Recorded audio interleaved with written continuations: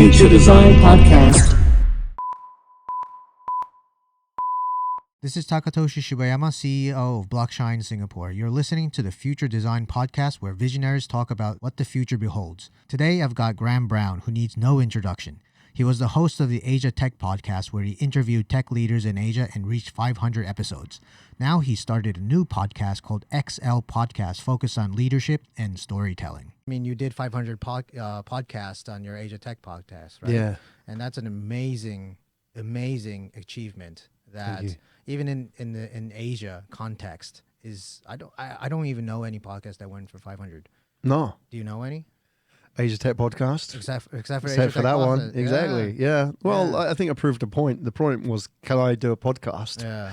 Definitely did. I mean 500 is fucking amazing. go big or go home. Yeah. Yeah, why not? You swung at that one for sure. Yeah, I don't know how you are, but maybe just come out in the conversation. But I'm one of those people, like, it's either sort of like black or white in my world, like even with sports. I'm a big endurance sports guy. Oh yeah. So like doing a 5K or 10K is nothing. I have to do like an Ironman, and it's just, I don't know, maybe that's hard wiring. I don't know. It speaks for yourself. I know you're a jiu-jitsu guy, right? Yeah.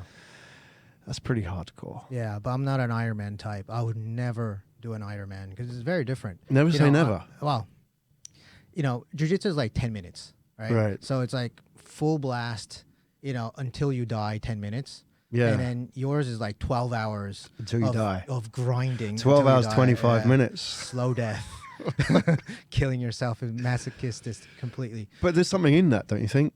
There's something beautiful in that. And maybe even in the 10 minutes of suffering when somebody's got you, like, their leg choking you out or something. Yeah. No, definitely. I mean, there's a huge amount of drama that goes on in the 10 minutes.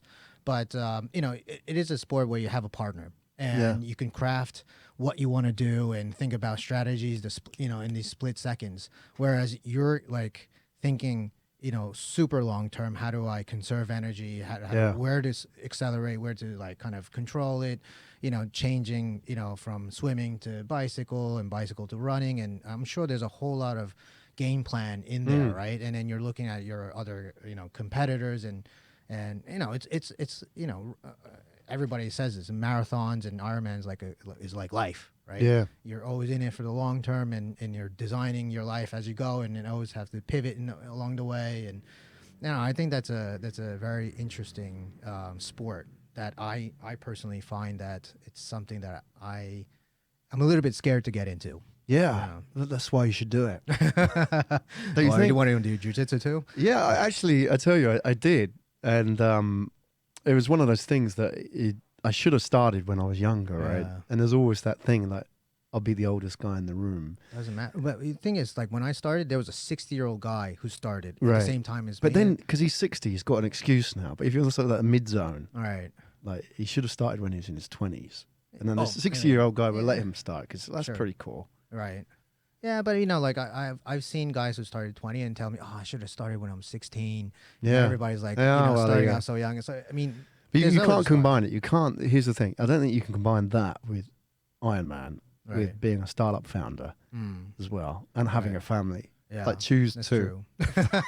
I know that doing Ironman is like a completely unsociable act of life, right? Yeah. I mean, if you can get rid of your family and your job, it's perfect. I think that is the perfect solution. When I was training for Ironman, I was doing 25 hours a week on average training, and that's 25 hours training. On top of that, you've got like 40 hours like just sitting around staring at your training plan and then sleeping and eating. It's full time. Yeah, I know. All my friends who started Ironman have become not my friends. Divorced. No, divorced. Well, if they do it as a pair or like a couple, it's fine. Yeah, but once they have kids, obviously the wife is or even husbands stop doing it. And then obviously they lose friends, right? I mean, it's something about the whole Ironman like kind of competitive industry where everybody just hangs out with themselves and then they don't have any friends outside of that community. I mean, how does that work? Yeah, it's all or nothing. It's extremely competitive, I think, as well. I think it attracts very competitive people. I think if you are the kind of person that gets off the MRT here in Singapore and you want to be the first up the stairs, then you want to be an Ironman. I'm like that. I mean, if like somebody's coming up on me on the left-hand side, going up the stairs faster, I want to beat that person to the top. I can't turn that off. And that's I think that's a problem, right? And you either, like all those kind of energies, you either find a way of using them really positively or you let them consume you. So I think you find these outlets. And it's the same with like being an entrepreneur, I feel, is that, you know, as a kid, you have those kind of like weird energies that other kids don't have. And it gets you into trouble, or it makes you don't sort of like click with the academic system. And then you just kind of find this thing, which is like starting your own business. And it's like, wow, I can actually do something with this now. I'm not like a freak. I'm not a weirdo. So I think, you know, it's all these kind of like noisy chatterings in your head that are going on, and trying to find a positive outlet for them. Yeah. And then what kind of childhood did you have to get, or was that something that was innate in you? It was like, were you born with that instinct? But yeah, I think I was naturally a bit of a troublemaker. I was a troublemaker at school, just for attention, you know, just like I want to be noticed. I was the youngest brother, which is always a thing. If you've got an older brother who's more intelligent and better looking than you, You want to catch up. yeah, and it's like, how do you prove yourself in this world? So, you know, that stays with me today. I mean, it's stupid to admit that sort of, you know, making of you is now, it's everything in I do. It's still there. But I think, you know, like I felt even at a young age, like I didn't quite belong to anything or anywhere. I was always a bit of an outsider. I'd moved around a lot in school. I was always like the new kid coming into the lunch canteen. I always had that. And then like even after university, I chose to like go and live abroad, study abroad. And I was always moving around and being an outsider, even like Japan. Like I was, you know, I chose to become a gaijin. Yeah. Right. And that's like, it takes a lot of guts for a white guy to go to Japan and try to make it, right? Because you don't know the language. I presume you didn't know the language before going there, right? well, I studied like from a book. That's the 60 minutes a day book, right? Yeah, That really set me up. Yeah. Watashi wa. And you make no friends learning Japanese textbook language, right? No, unfortunately. Especially like when everybody speaks to you in women's Japanese. I'm like, what's that? I've never heard that thing before. It's such a colloquial language. All the right? men are like, speak like that. Us. So, yeah. What is that? It's not in the book. It is not in the book. But it's good. I think, you know, it's one of those things you choose to be an outsider. I find that sort of twilight zone is the best of both worlds. It's beautiful, I feel. Like when you're not an insider, you don't have the weight of expectations on you. And when you're not fully an outsider, you can enjoy all what's on the inside. And I think that, you know, that position of being between two worlds is quite a good position to be in, because you can see lots of things that other people can't see. Yeah, I mean, in your job, you're always looking at trends and what's going on, right? Yeah. I think you have to be removed enough from the world to be able to see something. Yeah. Like I know you're in blockchain, right? Yes. But you're not sort of so deep in it that you can't see the connections with the rest of the world, right? No.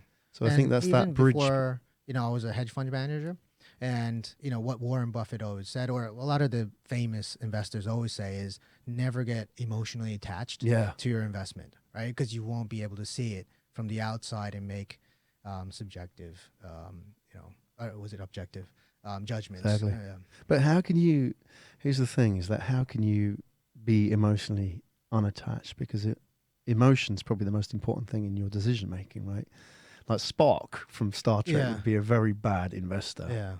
Well, I think that because everything that you report to your bosses, or you make that investment report and how you logically came to that decision, it automatically removes the emotional parts of it. Right. And I think it's a very Western thing as well, that you have to make everything logical enough so that it makes sense, you know, in a cerebral sense.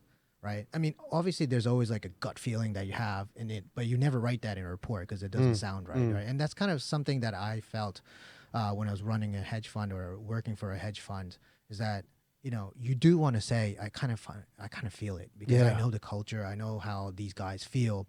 Of course, I can't write it down in a piece of paper because it doesn't work. Right. And I can't go to our LPs and say, oh, I had this gut feeling. Right. Because then, you know, I'll be completely slandered from making a gutsy decision in that kind of sense. But it always have to come with logic first. So it trains you to be emotionally detached as much as possible. But the whole detachment comes after you make that investment.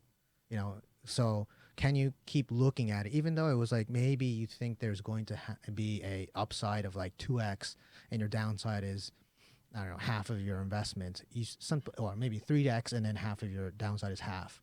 You still think that, there's the upside is much bigger than your downside. But then if you start to lose like a quarter of your investments, you have to put that stop loss somewhere in there to exit and re-enter it, at in a lower level, so that you can even capture even more, right? So if you're emotionally attached to it and say, I want that 3x, you're going to lose money, right? So that's like a mental training. And then I think that really defines a good investor to another. Right. So I guess there's a difference between using emotion to make decisions and emotional attachment to a decision, right? Yeah. Okay. Yeah. Yeah. You always have to have both, I think, as a good investor. Because I find a lot of investors here that I work with, especially the early stage funds, will make decisions based on emotion. And I guess what you're saying is that even though they may make a decision based on emotion, they're not actually, there's no sort of bias afterwards. If it's a bad decision, they'll pull out rather than, the fear of loss, which is an emotion, right? Which, especially in trading, for example, is the worst. Exactly. You end up sort of justifying why you make a decision and you're protecting an existing decision, which actually may be quite bad for you. Yeah. I think there's no way you can really hedge anything when you're doing a VC type of investment. And then because you're investing in businesses that are early stage, or in trying to build out their business, a lot of it has to do with the team. The founder. We talked about One FC's CEO. You said the Sequoia guys came over and all they did was ask him about his vision, his story. Right? Yeah, his story. That's it. That's exactly it. That's how I think like VC investment is all about. Yeah, I mean they may justify it. Yeah. Logically afterwards. Yeah. But ultimately it's the story. And I find a lot of founders think storytelling's like once upon a time. Yeah. It's like sort of either it's half untrue or it's sort of this fluffy thing that you add to the technology. And yet, I mean, the example, and I wrote about it in the book, is that if somebody came up to me who was from a batch of an accelerator and he said, look, I don't want to tell a story. I want to tell the truth. And I said to him, look, if you don't tell a story, I won't know what your truth is. And that's the point, is that what we're doing here, talking, telling stories, it's how we convey information, how we create connection. Yeah. Storytelling isn't, like Little Red Riding Hood. That's a story. But in business, it's so important and increasingly so, right? I mean, if you spent your life working on blockchain technologies, at some point, you have to go outside that world and convince people about what it means and what it means to them and how it's going to create change. And that's a story. Yeah. It's like, where are we going with this thing, right? Yeah. And you need great communicators to do that. Yeah. And we're in the tech business, you're working on a very intangible asset, right? Yeah. You don't really have anything to show. And then if you want to sell something like that, it's kind of like a commoditized business in a way as well, right? Where, if you say like fintech or you say payments or something, I mean, there's so many out there.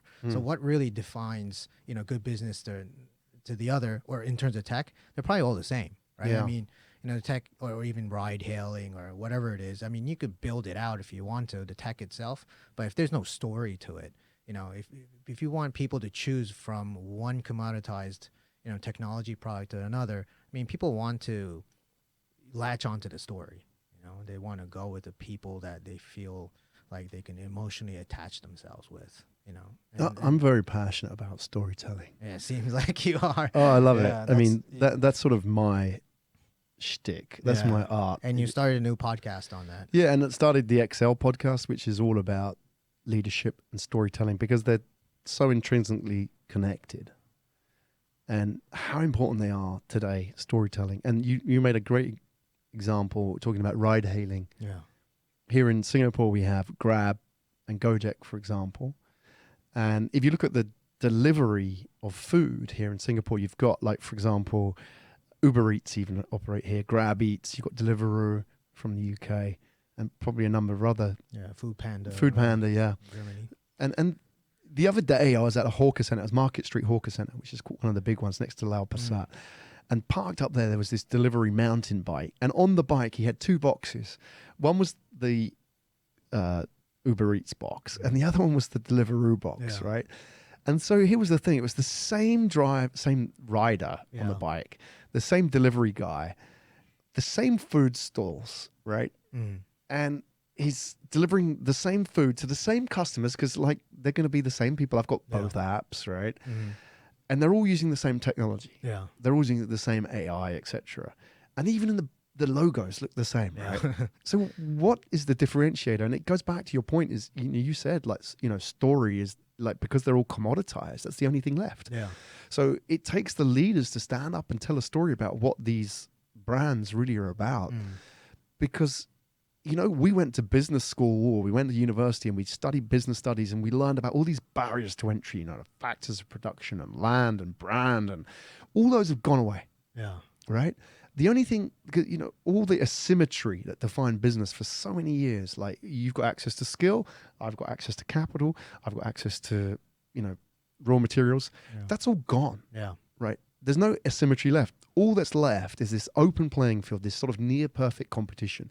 And the only barrier to entry now is story and people. Yeah.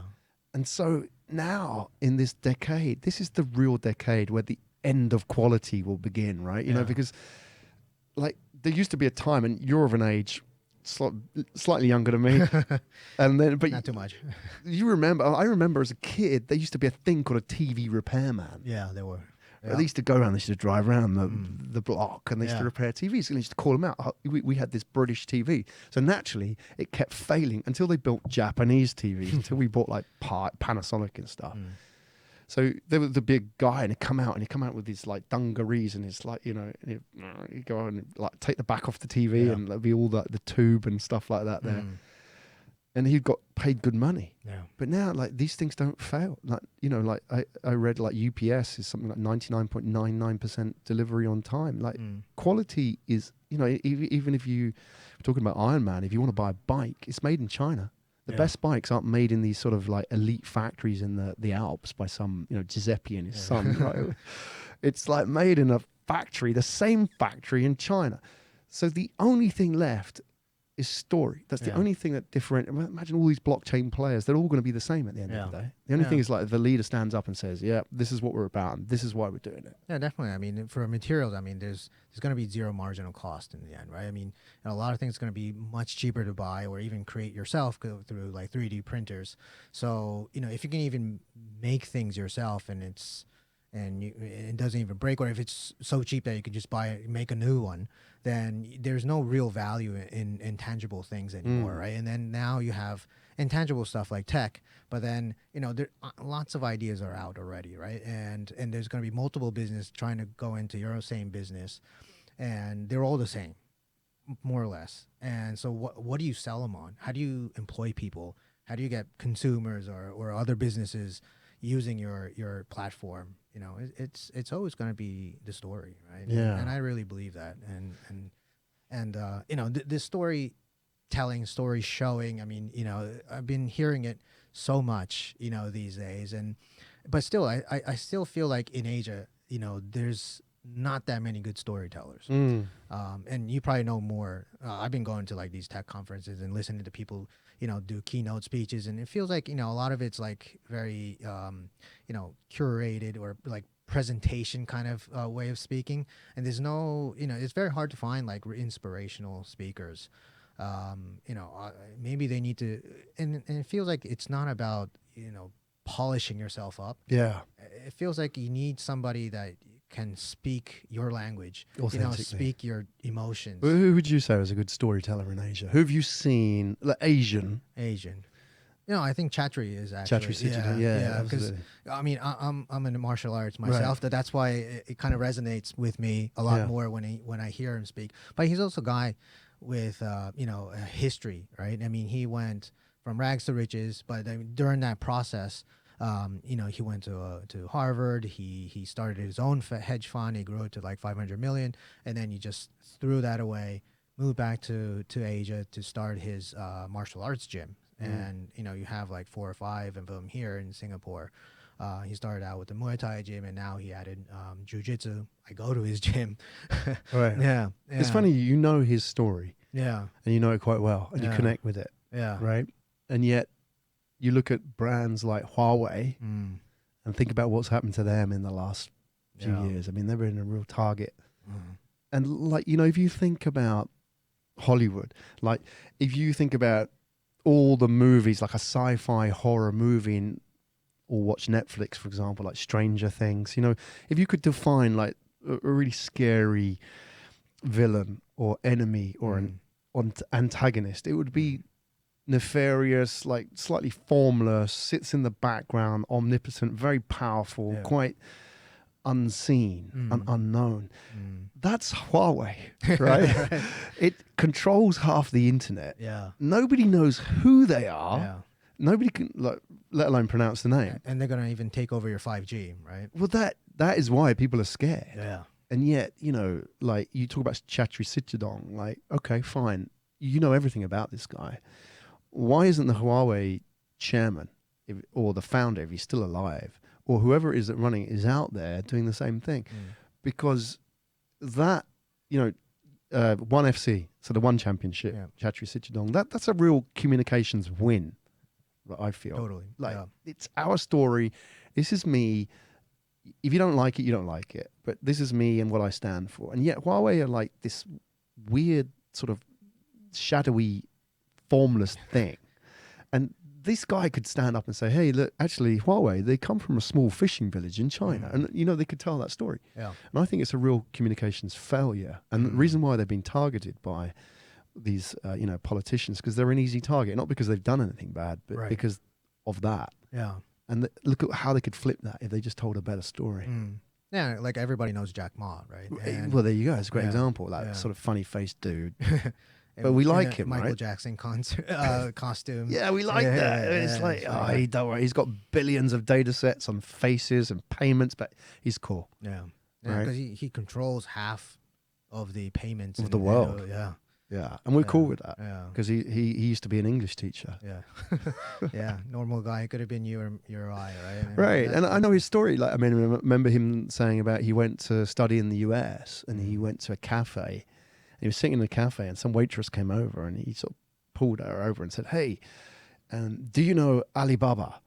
And she said, yeah, Open Sesame. And he went, yes, that's the name of my new company. Right. That's just those sort of weird, corny stories, but a little bit cute.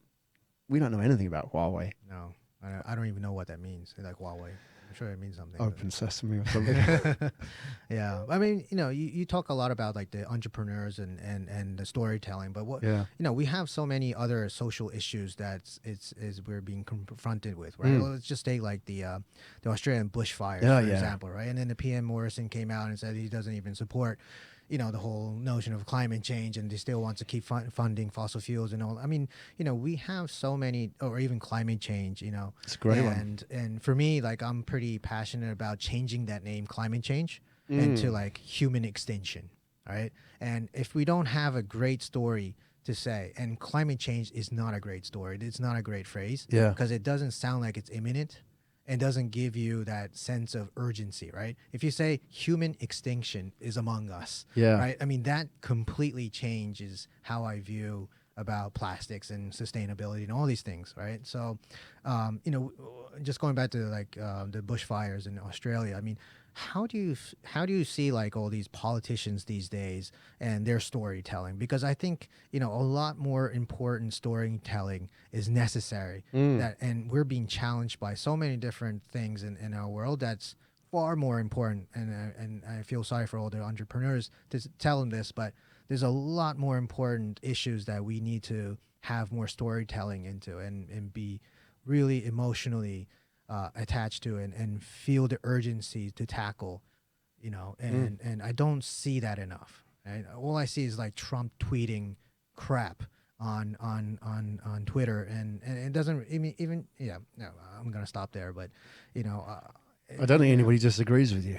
I think you've got a point that, you know, we need big stories to address big problems. Yeah.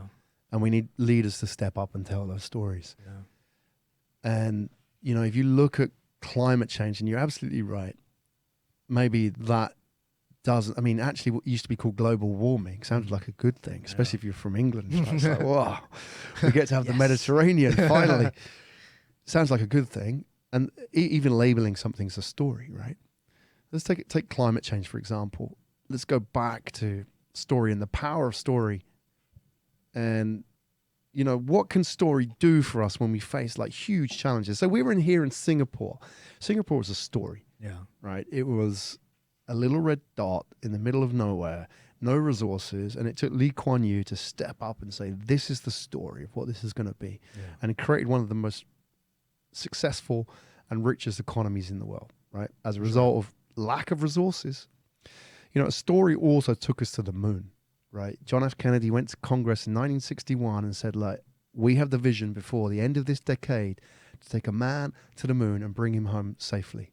And they did that 5 months before the end of the decade, right? In a world of black and white TV, right? In a world of, you know, this is 1969. And to put it into context, this smartphone I'm holding here has got 100,000 times more computational power than the whole Apollo space program. Those guys were like, you know, it's insane what they achieved. If you think about it now, like if I said to you, go to the moon with this, you're like, oh, I'll take a selfie. What I do, it's just incredible what we achieved. And there was 400,000 engineers working on the Apollo program, right? Yeah. It just creates that ability to get more out of us. And then, so let's bring that back to climate change. And so I've got a 13-year-old son. So he's quite aware of climate change. And he said to me the other day, because everything he gets is from YouTube, right? That's how it is with these kids, right? That's how they absorb the world. And he said, we live in a world now. He was like, dinner. He said, we like this big announcement. We live in a world now where, not in this voice, but I'm dramatizing it. We live in a world now where the president of the United States is taking on a 16-year-old Swedish girl, and the 16-year-old Swedish girl is winning. He felt like really good about that. Yeah. And I thought about it. Well, it's so true. You know, Greta Thunberg, when she went to the United Nations, she stood before the UN Council and she told the story of climate change. She told that kind of story of extinction and like how you've let us down. And here's the thing, is actually that we've known about climate change for 120 years. Yeah. And we have, like, I had a look on Google, and you can look at Google now. It's gone up since, I'm sure I've searched it last time. If you Google climate change, there's 1 billion page results. So there's no lack of data. Yeah. It's out there. We know. And we, you know, since I was a kid, I knew it was happening. Yeah. People were saying this is bad and pollution's bad and it's going to all happen. But it took somebody to step up and tell a better story about it. You know, and really that's what Greta did. And, you know, all props to her for being at such a young age, telling such a powerful story. And I think that's what we need. We need those storytellers that say, okay, look, we don't need better data. We need better stories. Yeah. The data's out there. Nobody cares about the data, right? Well, yeah, exactly. Oh, and we're overwhelmed. Yeah. I think we have too much. Yeah. You know, and if you give more, by the way, you know, the temperature's gone up by 0.4 Celsius. It's like, yeah. Yeah. Well, I mean, you can always manipulate data as well, right? I mean, you know, when we did, going back to my hedge fund days, I mean, you know, when we created these stories about, you know, logical ways of like how this company is going to succeed or not, you know, we took information that kind of benefited my judgment, right? You could do that if you want to. And then I think for climate change or any of these like social issues that we're confronted with, you could take whatever data you want because there's so much out there and then, you know, kind of mold it into something that kind of fits your, that's why there's so many think tanks out there being funded by different industries. Well, they're storytellers. They say, this is how you take it and turn it into a story. Yeah, exactly. Because, you know, one think tank says smoking is okay for you. You know, it's not going to give you, good for you. And the other one says it's really detrimental to your health. I mean, you could do whatever with data, right? But it's always about how you tell it. Yeah. That is the skill of the modern leader, is that if you can tell a story, you'll find people who believe in it, right? You just have to plant a flag and let people rally around. Unfortunately, in the internet, that can have all kinds of different consequences. You've got the anti-vaxxers out there, the people who believe in the flat earth theory and so on, but they exist. I mean, maybe they always would exist, right? But then for everybody else that's reasonably sane, we need people to kind of, you know, we need somebody to step up and garner us and tell us where we need to go and what we need to do. Yeah. And I think, it's great to see in climate change, a 17-year-old girl now doing that. I mean, it's phenomenal. I mean, that's real hope for the future. Yeah.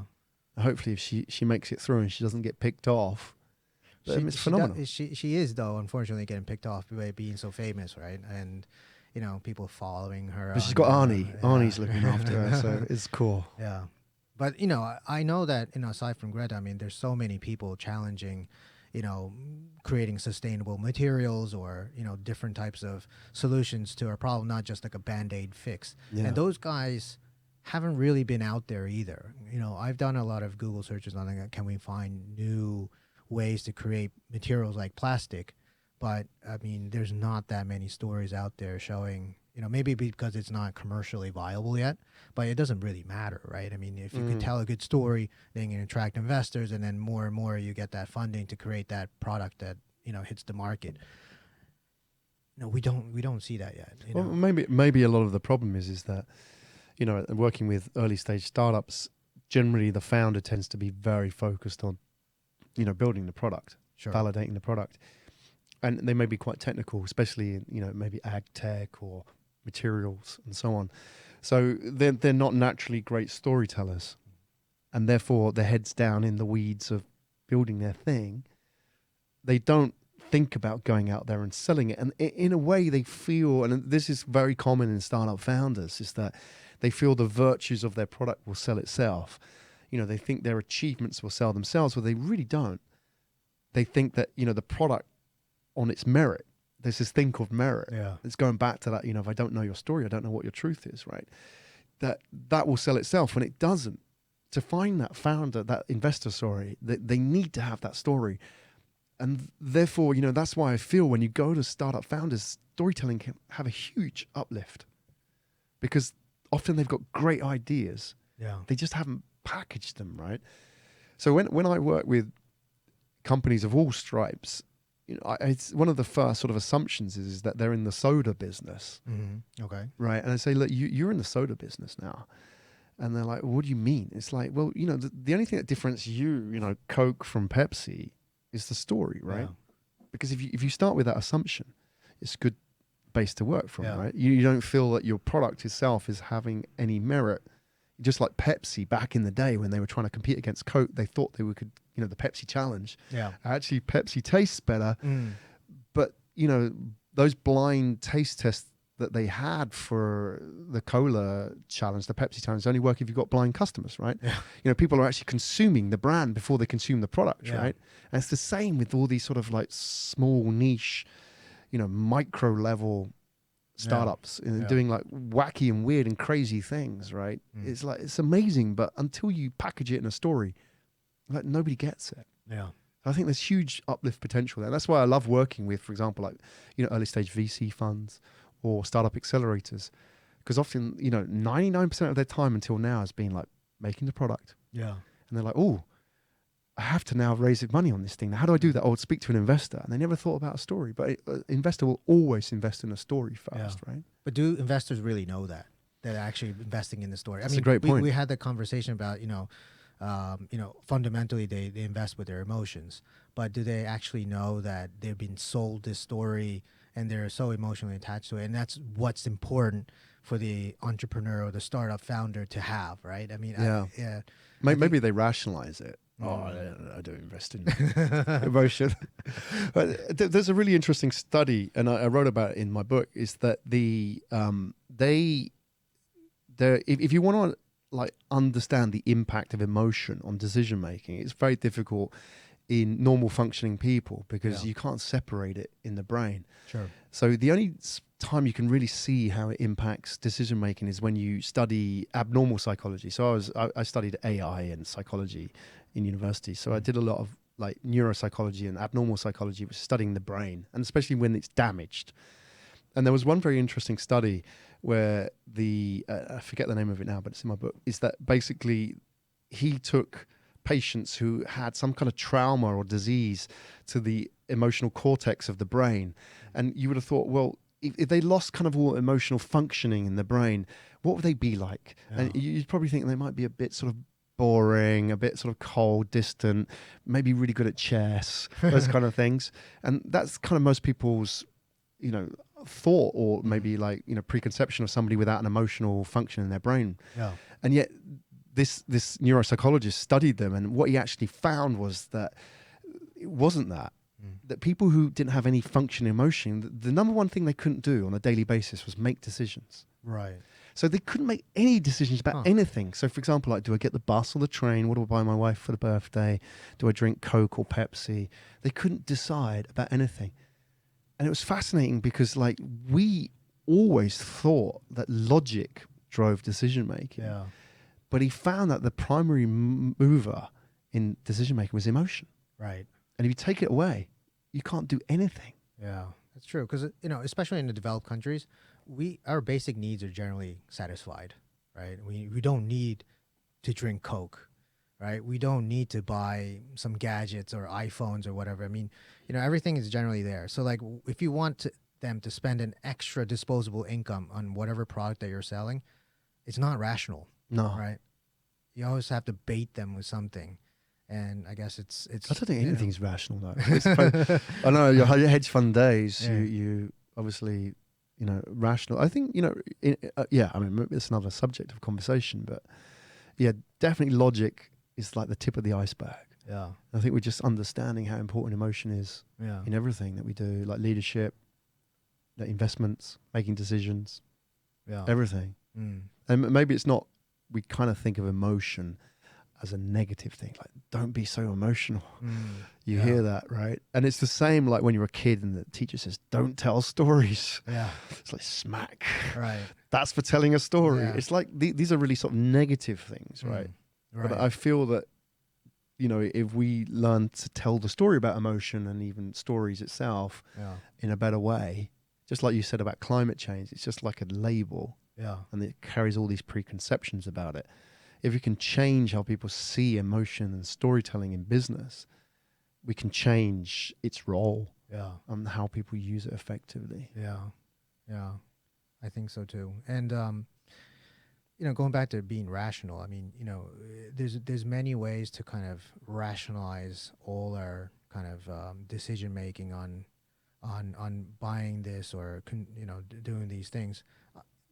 Do you think even a little part of like being rational it should be included in that storytelling? Because I think everybody in the end wants to fall back on logic and say, am I really making the right logical decision on going for this, right? That's an emotional decision, right? About logic. Yeah, wanting to go to the logic metric. Too. Yeah. So you have to give them a little. But that bit maybe of is a fear, right? Yeah. You know, like because you know you might make a mistake. Yeah. But you want to go back to it and then cover yourself, saying I made the rational decision. Right? Yeah. Right. So that's maybe like a fear of making mistakes, which is an emotion, right? Yeah. But logic's like a post-rationalization. Yeah. I mean, maybe logic and emotion is very black or white. Maybe it's not quite like that. Maybe it's a sliding scale of grayness, right? Who knows? Yeah. You know, but also when I think about logic, I've listened to Hitler's speeches. I've listened to Fidel Castro's speeches, and they're so captivating. And storytelling goes all the way to like controlling people's minds in that kind of sense, right? So there's a fine line of like being super good at storytelling because it could go both ways, right? Yeah. And how you know, how do you make sure that, you know, in this modern world where you can manipulate anybody in different ways, that you make sure that, you know, it's going in the right direction? And that's what I've always thought about too. Is can like, we though? I mean, it's a tool, really, isn't it? You know, like technology, it can always be used for the wrong reasons. Anything can be. I don't know. I don't know what I think, you know, if you're giving people a tool that can amplify their personality or their wishes or their desires, they can use it for good or bad, you know, like any technology, like the internet. Yeah. So in a way, Trump is doing a good job in that sense, right? To project who he is. I don't know if he's doing it intentionally or like, you know, if it's really him, but he's definitely created a character out of himself, right? Yeah. As the president of the United States, who's, you know, very emotional, right? And he's very, I don't know. He's an outsider and fighting the system. And he can still be an asshole and still, you know, get his way and, you know, be a little bit childish in that sense. you know, even with that, you know, there's no real storytelling to it, but like there's just like a blast of emotions, right? Yeah. And you can still tell his character. So like that is another way of like. Well, I think he's told a good story for him. Yeah. Effectively, you know, he's told that story in a very sort of blunt instrument way of being an outsider and draining the swamp and lock her up and all that. Yeah. And just in, like, for example, like you mentioned Hitler. I mean, you know, leaders can manipulate people with stories, and they've done it for thousands of years. Yet, you know, we talked about Greta Thunberg as an example. Is like, it just shows how it can be used for good as well. There is no, you know, there's no sort of like definitive way of using it except how somebody wants to use it. Yeah. I don't think you can control that. You can only show people what they're able to do with it. Yeah. And I think, you know, what I find in business, a lot of people are wasting talent, are wasting time without, you know, working on the story. And that for me is enough. That for me is enough of a crime to merit my time helping that person, that they're doing all this and they're frustrated because they're not raising money, or they're frustrated because they're not getting their message out there.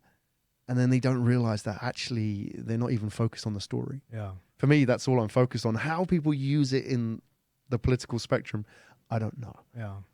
Well, I guess for some companies, as you said, Huawei and maybe Grab for that sense, I mean, you don't really see a face that much, right? But they can build billion-dollar businesses, so you can still go there. But if shit hits the fan, it will. And it, as you say, it will. You know, I guess the only savior of your business is the face of the company, right? Right. We've seen that, right? Yeah. We talked about Elon Musk affair. Yes. Great example. Yeah. And Anthony Tan is the CEO of Grab. Nobody knows anything about him.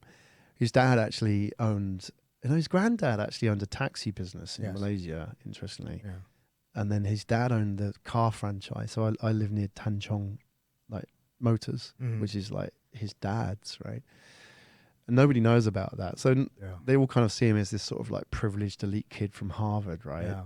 That's like what you imagine in Asia, right? You see a lot of these very elite kids starting a business because their daddies has a bank, had money. Yeah. I'm sure there's a lot to it, you know, and we don't know that. And so what happens when Grab, who has 500 million accounts, and a lot of them with your bank account details, what happens when that leaks? Now what happens? Yeah.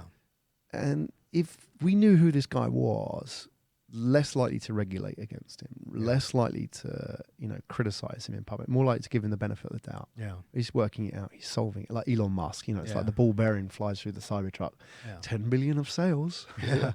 So how does that work? So, you know, the key here is that everybody needs to humanize their brand. Yeah. And a great way of doing it is storytelling. And it's not a case of, oh, we'll get around to it. It's going to happen.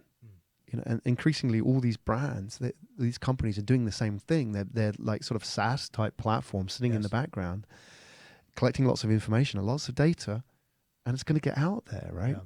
So what do? You have to kind of preempt the inevitable data leak or some issue, right? Yeah. And then the upcoming AI, right? So I don't think there's enough business leaders out there talking about how AI for sure is going to disrupt a lot of their jobs, right? But I don't think that anybody's really telling a good story around, even if there's AI, and they're going to use it for sure. Yeah. But how are they going to save people, right, or their business? Not just the business, but I mean, the people are the business, right? So, you know, I think everybody's just afraid right now, and then there's going to be this like sense of, you know, despair amongst a lot of employees once those business leaders start using AI in their business, and there's no good story. You know, I haven't really heard any good stories. I got one. Yeah. You talk about AI, right? And Yeah. you wrote a book on it as well. Yeah, I graduated with AI, 1995, long time ago. The story that I like to tell about AI is the one about Heidi Lau Hot Pot, which is that. It's the hot pot restaurant. It's he's based here in Singapore now. And it's great because it's a hot pot restaurant, which is like a cheap food restaurant. And the thing about AI is they have robots in the restaurant. And it's not like that. I don't know if you've seen that Henna Hotel in Japan. Yeah, It's I've like been it's there just a bit before. Are you okay? Yeah. It's a bit quirky. It's a Yes. bit novelty, but it's not like great service, right? And in Haidilao Hotpot, they have AI. They have a lot of big data as well, but we won't go in there. They have the robots. They have a robotic kitchen, which is built by Panasonic. Mm. And yet, here's the thing, is that they built the whole restaurant around the waiters and not the chefs. Like traditionally, restaurants are built around chefs, but this restaurant is built around the waiter. So if you go to Haidilao, they've got all the guys and they're spinning the noodles and all that kind of stuff going on. And you can have your nails done, like if you're waiting. Really? Wow. Yeah, and you can have like these service. I mean, the service is amazing. Yeah. And the thing about the Haidilao experience is it tells us what the future of AI should be, right? Uh-huh. And it's like, you know, what they do there, it's they've got it right, right? They're not replacing jobs. What they're doing is, it's the formula I say is like robots lift, humans serve. Yeah. Right? Robots do the heavy lifting to allow humans to serve, right? And it goes back to that. There's this old anecdote about Winston Churchill in the war. When he was asked, they said, how, it's apocryphal, right? I don't know how true it is. They said to Winston Churchill, look, you've got to cut funding on the arts to fund the war effort. Yeah. And then Winston Churchill turns around and says, then what are we fighting for? Mm. And it's the same with automation, right? All this relentless quest to automate stuff Yeah. with AI. Then what are we automating for? And in my book, I talk about automate to elevate. Automate the work to elevate the flow. And maybe as a jiu-jitsu martial artist, you might appreciate that sort of flow idea. Is that, I think it's Mikhail Csikszentmihalyi, the author who wrote about flow, which basically there's this sort of human state of being where it might be when you're sort of in that flow with your partner in jiu-jitsu or sparring or, you know, cycling on a bike up a killer climb or, you know, playing tennis or driving or whatever it may be, where you're cutting vegetables for dinner. Yeah. Just that's that human state that you achieve that machine cannot achieve. Where it's like you're at peak performance, you're more human, you're empathic, communicative, and you're connecting with other people.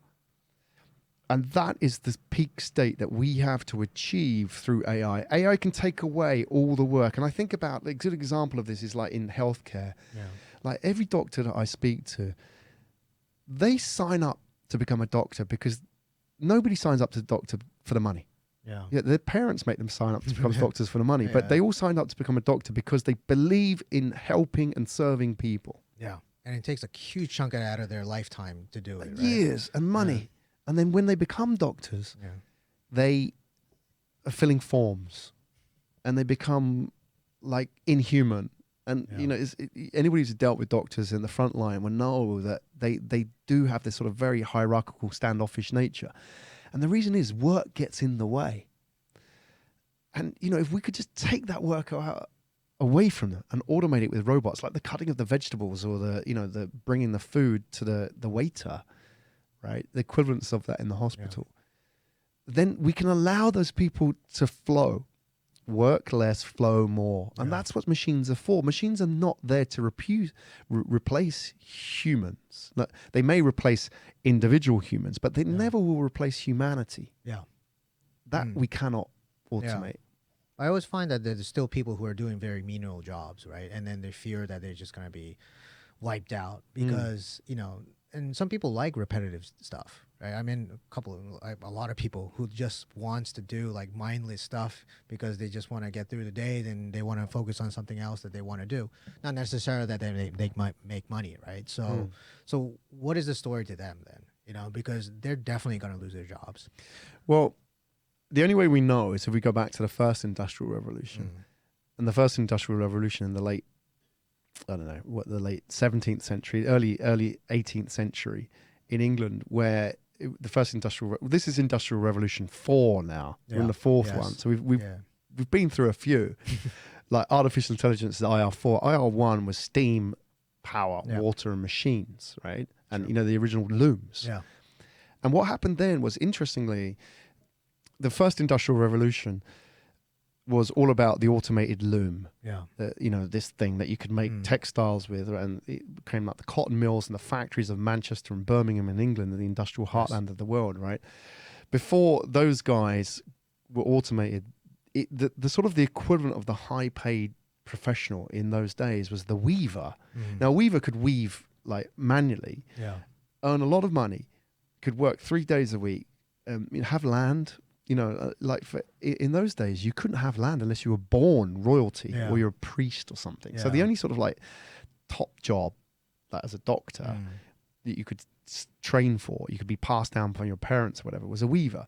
And yet when the Industrial Revolution came, it was them, the weavers, that got decimated. They were the ones that got put into factory, and within a generation, all their kids, literally kids were working in factories, were working for nothing. Right. They were slaves in the factory. So you can imagine what happened in those days was the highest paid, highest skilled artisans of that generation were decimated by machines. Wow. And the same thing is going to happen again. What's going to happen is those who have the most to lose, if your job effectively is based on spreadsheets. So I'll give you an example of what a spreadsheet is. It's for example, like coding, or if you're a lawyer looking at case law, if you're an accountant who has to memorize tax codes, or if you're a doctor who has to memorize like 12,000, like imaging scans. Yeah. Which is what they do. Like when they give you a diagnosis, they look at that scan and they say, oh, I've seen that black shadow before and that looks like cancer. Yeah. That's how they know. If that's your job, machines can do it better now. Yeah. They've already proven it. They had a competition, like there's a Singaporean startup called NeuroMind, and it competed against the top doctors, oncology doctors from Tianjin University in Beijing. And the AI kicked their ass. Wow. Faster, cheaper. And, and that's just today. What's it going to be like in 10 years? And here's the other thing. You talk about those sort of manual workers. Now I think about, the people that work in 7-Eleven or work on the streets and stuff like that, and, doing the sort of like landscape gardening around here in Singapore. If they lose their job on Friday, Monday they'll turn up at another job. Yeah. Those guys are the most robust. They work 0-hour contracts. They're agile in the real speak, right? Sure. And then you go into the hospitals, for example, and you see doctors who have had 20 years of training, like you mentioned, right? They're the ones who are going to get decimated. And yet, what a machine can't do, it can't sort of sit beside your bedside and hold your hand and say, are you okay? That's what a nurse does. Yeah. So we're going to see, it's going to be really interesting with this generation. We're going to see this shift. I don't think it's going to be a flip, but the highly trained pattern recognizers are going to lose value. And the lowly trained, they're highly trained, but by comparison, lowly educated. They're not sort of studying at med school and so on. Right. Frontline staff, the empaths, the communicators, the carers, all these guys, their value is going to go up. Right. So all these people talking about, machines wiping out low skilled work, I think it's going to be the other way around. And that's the scary part. Is that a transfer of wealth as well? Absolutely. Yeah. Yeah. Like all industrial revolutions are transfers of value, right? Yeah. From A to B. There's no destruction of value. It's transfer. And like, if you went back to the industrial era, like if you bought a horse, I did the calculations on this. You bought a horse in the US, the horse market was worth about $4 billion, right? Because horses were used for transport. Yeah. And yet today the horse market is still worth about the same. Right. So all that's happened, like if you buy a horse for transport now, it's pretty useless. You can't like go down shopping on a horse. It's only 1 horsepower. Yeah, exactly. Yeah. It's pretty useless. You can't really do much with it. You can't park this thing, right? Sure. Yet the value is transferred. The horse has now become a leisure item, right? Yeah. So it's not like it's been destroyed. It's just transferred, and it's the same with human beings. And like even if you go back to the first industrial revolution, the destruction of the weavers was the decimation of one class, but at the same time that was the creation of a new class, which was storytellers, retail. The real premium item of the day was a tablecloth. Yeah, right. It was like it's like a Tesla. Yeah, I got money. I got free time. I can entertain.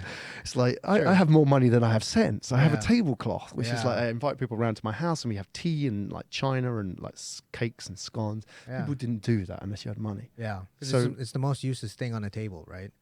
Yeah, I mean, you might say that about a Tesla in years to come, right? It's like, why do we need the insane mode on this thing, right? So it's like the Tesla and the tablecloth are the same, but you still need people to tell stories about them. So if you go back to the first industrial revolution, there was that transfer of value from spreadsheets to storytellers, and I think we're going to see the same thing again.